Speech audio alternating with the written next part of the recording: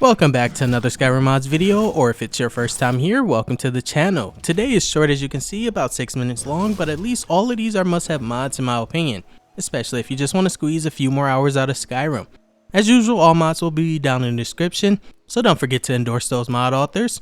And without further ado, let's dive right in. The first mod up, a new female-only light armor that comes with its own special physics, so when you move, it will also move with you, no longer being stuck to your character's body. But that does mean you require faster HDT, or else your character's clothing will clip into the ground, unfortunately. But I will be the first to admit that this armor is very simple. You can craft it at an armor smithing forge for just the advanced smithing perk with nothing really else required, or you could just use an add item menu. And it also comes with variations for 2K up to 4K textures. I'm using a 4K version because of course this is a showcase. This armor also doesn't have patches yet for 3BA or B-Hump if you happen to be using those, which most of us are in 2025. But it does have patches for CBBE, which is the very basic body that pretty much everyone should have at this point. But if you really want to take things to the next level, I highly recommend Skyrim Bandit expansion. And no, this mod does not expand bandits itself, but it does expand their presence inside of Skyrim, or Tamriel if you will. This mod adds over 14 new unique locations with bandit camps, and also 2 occupied mines based on the description. Now here, I only showed the locations that you can find outside of mines, but I did go through pretty much every single location that is added by this mod, except the select few. And these locations are not unmarked. You can fast travel to these locations because they will respawn after you clear the location and then come back. The showcase was already pretty long, even though I didn't showcase every single location. But the best part about this mod is that you can install it and you can select every single camp individually, which will mean tons of more plugins. I prefer less plugins because it doesn't look as good when it has a lot of plugins. But to each their own, you can choose the all-in-one version, which comes with all-in-one patches. But if you do choose the all-in-one version, it does have tons of patches for mods such as Lux or Nature of the Wildlands, or even Traverse the Overworld. And even though I use most of those mods, I'm using the vanilla only places, so I don't really have to worry about conflicts. Even though that this mod does add over a dozen new camps around Skyrim, they're not all closely clumped together, and they are fully nav meshed, so you don't have to worry about any real conflicts. But what I will say is also a great part, is that they're not all the same looking. You'll find ruined towers, even huts filled with normal NPCs that would normally be there. Now they have bandits there, maybe a few more than usual. Maybe you'll just wander into a bandit camp that just wanted to relax and sleep their lives away, but instead you came in charging with your battle axe and killed everyone. So it pretty much makes you a little more evil than they are. And with all my rambling aside, there's pretty much no reason for you not to install this mod. It's pretty much a must-have at this point, just for more fun in Skyrim. This next mod though has to be one of my favorite mods since 2025.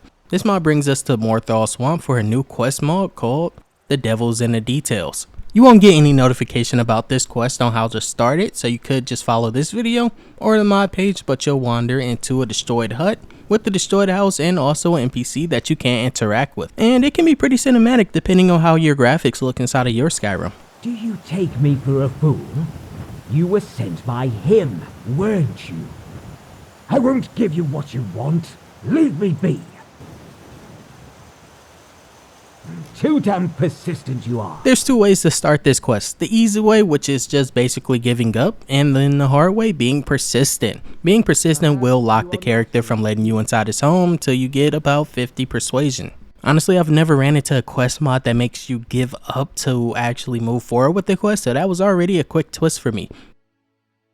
If these rumors are to be believed, Vile may have had a hand in what befell the family. Uncover what happened there. Attempt to aid those that still live, and you shall have your coin.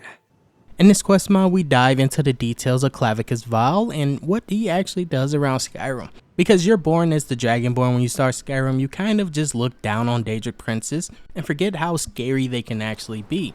In this story, we run into normal citizens that had the unfortunate circumstances to run into Clavicus Vile, or at least his lesser known alter ego. Neighbours didn't like us after last year, so we went hungry. I went into town one day to see if anyone needed honest work done. Every NPC will have unique ties to the land of Skyrim and how their circumstances ended up to the point where they needed to meet a Daedric prince. That is for the best. You did not need to do that. Repair my sins, but you did. This story really gets you immersed with the characters because you kind of start to feel for them, because most of them met him unknowingly because he comes off as an innocent soul until they're too deep into it, or maybe they just have a simple wish that any man could wish for, and then he turns it into the worst thing possible. This quest mod is the exact personification of Monkey Paw, where you wish for something and then someone else determines what exactly is the downsides of your wish. And as you can see, usually with Nimwraith it's just constant dialogue, but this one actually features some form of combat that will require you to maybe have at least level 15, or else you will be dying a lot, because these werewolves are pretty overpowered. And even the werewolves have their own immersive story as to how they got here and why they are currently the way that they are, especially with Skyrim lore saying that only the companions would be werewolves. And I really tried my best to not give any spoilers and just say what you will be getting inside of this mod. But what I will say is that the ending of this story depends on your choices and your actions. You alone as the Dragonborn determine every single outcome of the NPCs inside of this quest mod. To be in such a state, to remember all that transpired, to once again be at the whims of a prince, I am tired. And that was pretty much it for today, guys. As usual, if you have any criticism, put it down in the comments. I am not afraid to improve. I don't think anyone should be. But as of right now, I hope you all have a great rest of your day. All mods down in the description. And peace and love, guys.